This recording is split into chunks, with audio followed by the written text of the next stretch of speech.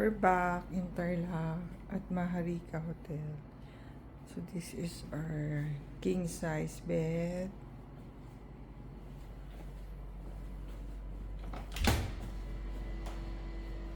We have the coffee counter, snack counter, personal ref, the flat screen TV, the remote, and the reason I like this room is yung work area niya. This is a big work area, another work area. Yan ang ating door. So this is our bathroom. Meron siyang hair dryer, toiletries, ating shower area.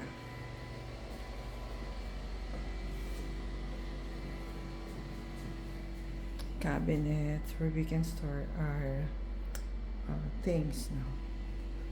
So yan, we're here again to do work, store visits, not pasyal. It's work. Yan.